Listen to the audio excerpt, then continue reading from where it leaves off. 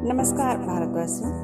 आज हम एक ऐसी विभूति की यात्रा पर निकल रहे हैं जिन्होंने मात्र 32 वर्ष की अल्पायु में अपनी मेधा और तपोबल से आर्यावर्त को एक सूत्र में पिरो दिया था।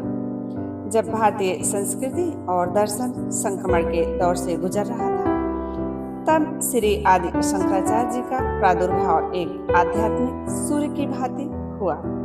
उन्होंने न केवल अद्वैत वेदांत की ध्वजा फहराई, बल्कि भारत की भौगोलिक एवं सांस्कृतिक एकता को अक्षुण्ण रखने के लिए देश की चारों दिशाओं में 4 पवित्र मठों की स्थापना की।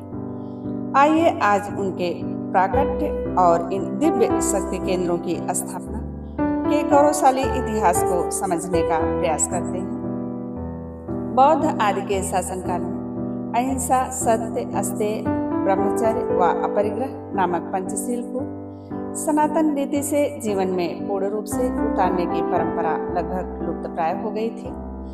सनातन परंपरा के शैव, वैष्णव और शाक्त गाणपत्य उपासना के नाम पर अग्निहोत्र आदि वैदिक कर्मों का परित्याग कर चुके थे। संकीर्ण मनोभाव, परस्पर विवाद, राजसत्ता के दबाव के कारण वैदिक सनातनी हताश हो गए थे।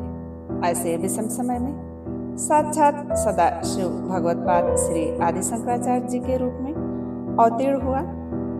शंकर दिग्विजय ग्रंथ के अनुसार जब सनकादिक महर्षियों का प्राथमिक सर्ग समाप्त हो गया और वैदिक सन्मार्ग की दुर्गति होने लगी, तब पृथ्वी पर भगवान शिव शंकर के रूप में अवतरित हुए श्री आदि शंकराचार्य जी। श्री आदि शंकराचार्य जी का आविर्भाव आज से 2533 वर्ष पूर्व यानी 507 ईसा पूर्व युधिष्ठिर संवत 2631 में वैशाख शुक्ल पंचमी रविवार को केरल के कालड़ी में हुआ था। उनके माता पिता आर्यबा और शिव गुरु को समय पर संतान नहीं हुई, तो इसके लिए उन्होंने शिव शक्ति की आराधना की। भगवान शिव ने उन्हें सर्वज्ञ, यशस्वी, अल्पायु पुत्र के रूप में स्वयं अवतीर्ण होने का वर दिया। भगवान शिव के अनुग्रह से प्राप्त शिशु का नाम शंकर रखा गया, जो बाद में शिव अवतार आदि शंकराचार्य के नाम से विख्यात हुए। 5 वर्ष की अवस्था में उनका उपनयन संस्कार हुआ। उसी वर्ष उनके पिताजी का देहांत हो गया। कुल 9 वर्ष की आयु में उन्होंने सर्वभूत हृदय श्री सुखदेव जी के शिष्य श्री गौड़ पादाचार्य के शिष्य श्री गोविंद पादाचार्य से संन्यास दीक्षा का विधिवत उपदेश प्राप्त किया।